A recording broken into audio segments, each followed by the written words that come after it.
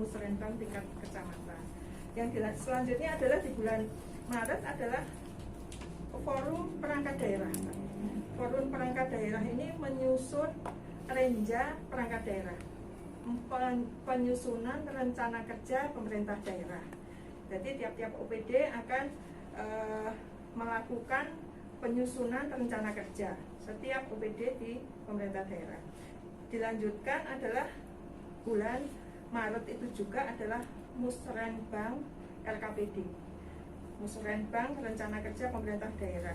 Nah, ini musrenbang RKPD ini ditambah dengan pokok-pokok pikiran DPRD, kemudian akan menjadi rancangan akhir RKPD. Jadi di bulan Maret, April itu usulan dari anggota dewan harus sudah masuk.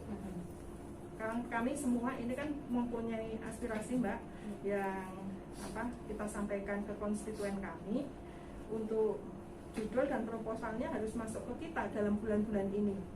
Itu nanti bulan Mei ada rancangan akhir RKPD, kemudian bulan Juni adalah fasilitasi dan penetapan RKPD. Dilanjutkan di bulan Juli adalah pembahasan dan kesepakatan PPAS. PPAS adalah prioritas dan plafon anggaran sementara. Di bulan Juli masih sifatnya sementara. Dilanjut dengan penyusunan RKA PD. Jadi ini sudah mulai ada angkanya. Rencana kerja anggaran pemerintah daerah dan rencana anggaran pemerintah RKPBD bulan Juli September. Nah, dilanjut lagi dengan pembahasan dan persetujuan RAPBD. Dilanjut lagi dengan evaluasi RAPBD itu dievaluasi oleh Kementerian Dalam Negeri. Terus penetapannya di bulan Desember itu sudah menjadi perda APBD itu masih di bulan Desember. Dimulai dari bulan Januari tadi, Mbak, dari musrenbang kabupaten, desa dan kelurahan sampai ditetapkan perda setelah evaluasi dari Kemendagri itu di bulan Desember. Nah, di bulan Desember itu juga setiap OPD sudah menyusun DPA yang tadi saya sampaikan, dokumen pelaksana anggaran itu untuk nanti disampaikan ke tiap kabupaten kota di Jawa Tengah, dan setiap kabupaten kota akan menyampaikan ke semua desa dan kelurahan gitu. Jadi prosesnya sangat lama, perlu kecermatan dan kerja keras. Begitu, Mbak Erin. Rangkaiannya sangat panjang ya, Bu. Jadi perlu kerja keras dan dukungan dari semua pihak tentunya. Baik, nah untuk musrenbang sendiri sebelum pandemi dan setelah pandemi itu ada yang perbedaannkah? Kalau dulu mungkin lebih terbuka, lebih banyak itu ya Pak, ya kan? Gimana perbedaannya sekarang? Baik, sebelum kami menjawab itu, Mbak Arin,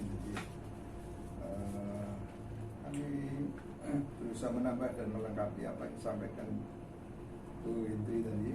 Tujuan musrenbang tadi bahwa perencanaan kita itu harus terintegrasi dari pemerintah pusat sampai desa. Jadi musrenbang ini jangan nanti berjalan sendiri-sendiri, sudah satu kerangka perencanaan secara nasional, meskipun penjabarannya itu disesuaikan dengan kondisi daerah. Oleh karena itu, musrenbang sendiri sebagai bentuk proses perencanaan pembangunan merupakan wahana publik untuk memahami isu-isu dan permasalahan daerah guna mencapai kesepakatan dan prioritas tadi disampaikan Bu Indri.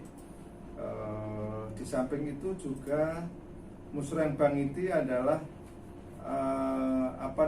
mensinkronkan perencanaan yang dari pemerintah pusat atau top down dengan pemerintah daerah atau dari bawah itu yang bottom up. Jadi dari pusat dan usulan dari daerah itu diselaraskan agar tidak saling bertentangan dan bertolak belakang. Nah, ini tujuannya antara lain. Yang kedua juga musrenbang ini dihasilkan masing-masing jenjang pemerintahan melalui musyawarah perencanaan pembangunan diawali dengan penyelenggaraan musrenbang tingkat desa tadi sudah disampaikan. Kemudian intinya musrenbang itu memutuskan skala prioritas mana yang harus didahulukan. Jadi keinginannya sih banyak, harus bangun ini, harus ini itu, tapi kan semuanya terbatas dengan anggaran yang kita miliki, sehingga dikenal namanya skala prioritas. Itu kemudian juga dalam musrenbang itu seandainya tidak bisa masuk dalam perencanaan tahun yang berjalan, maka kemudian itu bisa dicatat, kemudian diusulkan untuk tahun yang akan datang, merupakan prioritas yang super prioritas. Kemudian juga menentukan periode atau waktu yang tertentu. Jadi itu antara lain tujuan dari musrenbang tadi. Untuk perbedaannya saya kira secara prinsip tidak ada, karena musreng ini diharapkan untuk kita membuka seluas-luasnya usulan atau pendapat masyarakat, pandangan masyarakat, kita tampung dalam suatu forum dan kemudian didiskusikan dan kemudian diambil kesepakatan dan kemudian diambil keputusan. Jadi masyarakat bisa berpartisipasi tadi ya. Pada tahun ini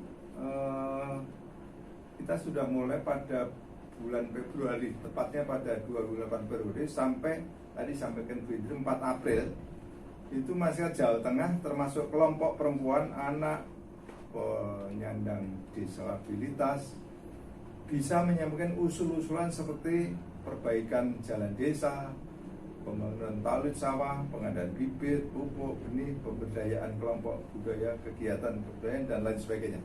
Bisa disampaikan, bahkan kami telah